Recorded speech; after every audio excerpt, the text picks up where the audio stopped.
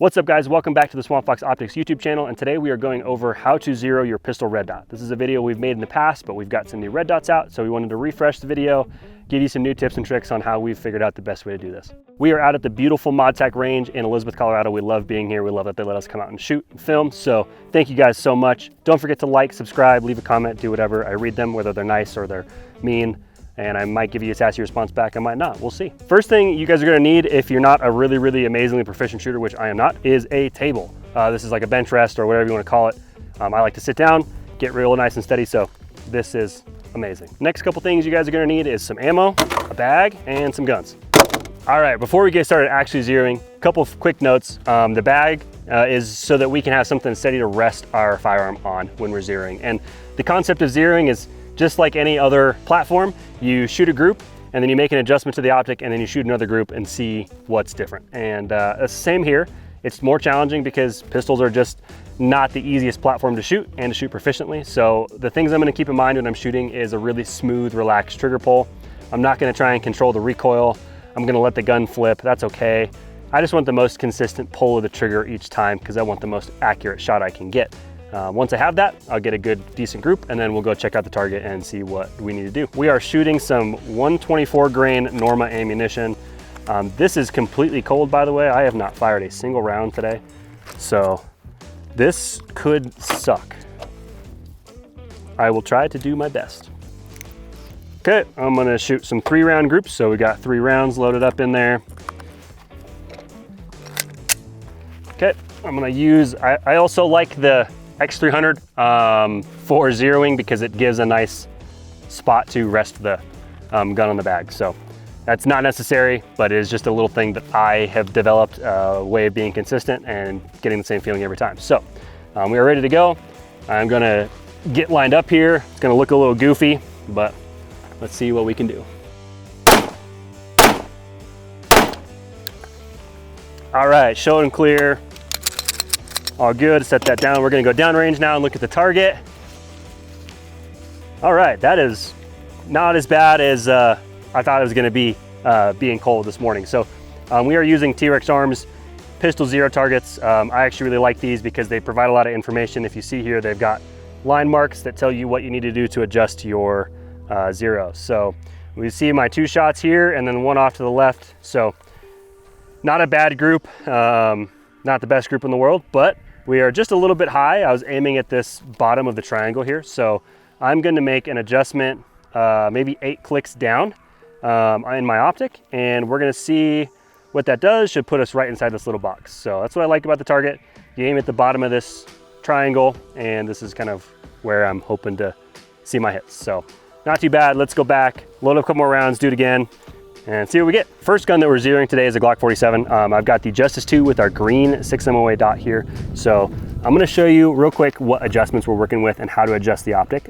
So you've got 2 dials. You have one on the side body of the optic and you have one on the top. And this one on the side has an R with an arrow that points counterclockwise. And on the top, you have one that has a U with an arrow that points counterclockwise. So what that means is when I am shooting and I have my point of aim, point of impact, if I wanna move my point of impact up, I would turn this dial counterclockwise, and if I wanted to move it to the right, I would turn this dial counterclockwise. Now, if I want to move it left or down, I would turn the respective dial the opposite direction or clockwise, and that would allow me to turn the adjustment down. So that's what we're working with. We do include this little tool. It's got a tiny flathead and a big flathead, so small enough tool that you can fit it into the adjustment turret and make your adjustments as needed. So yep, let's get into it. Also, can't forget to actually make the adjustment because I've done that before. Everything else set up and I realized I didn't actually adjust anything. So got my little tool here. Like I said, I'm gonna make an adjustment of about 8 clicks. Like I said, let's do 8. I said 8, we're gonna do 8. Okay, 8 clicks down, nothing left or right. Put 3 more rounds in here. And let's try again. Whoops. There it is. Like I said, I'm not doing anything to control the recoil. I'm trying to get as smooth of a trigger pull as I can. That's my only objective here. Whatever the gun does after recoil, the gun does. Okay, all right, we are going hot. All right, showing clear. Let's go down range and check these out. All right, so nice little string here. So these 3 at the top were my first group, and then I've got 1, 2, and 3 right here. So we came down a little bit. Looks like if we were to pick a middle spot, our elevation's good. We might need to make a slight adjustment to the left. Still a good group. I feel like I'm shooting better than I normally would, so that's awesome. And yeah, let's call it a 4-click adjustment to the left here. We're gonna leave the elevation the same that time. I try to do one thing at a time. It's, easier to be able to tell, was that me? Was that the trigger? Was I jerking it? Whatever, if I'm adjusting one aspect at a time. So nothing else elevation, 4 clicks to the left, shoot another group and see how we do.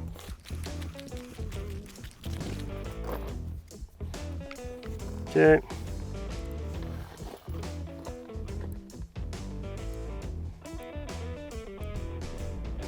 I think that was 4.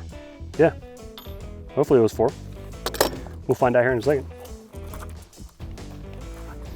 Okay, 3 more rounds. Let's see how this looks.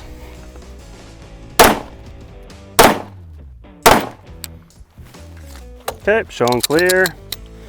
Let's go see.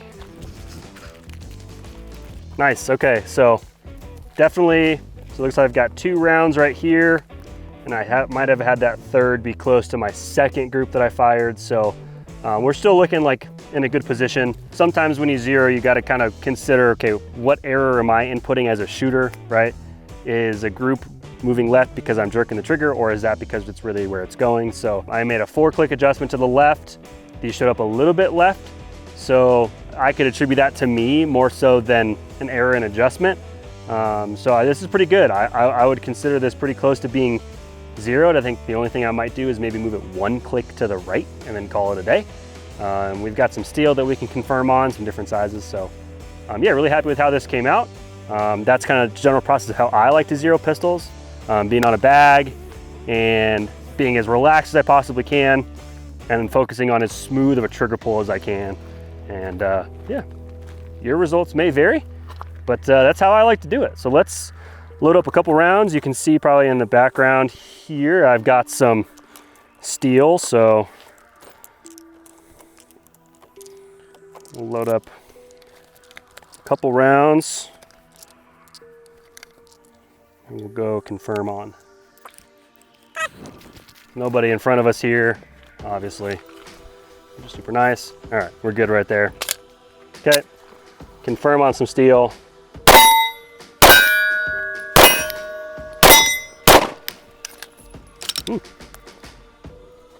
Did I put 6 in there? I thought I put 5.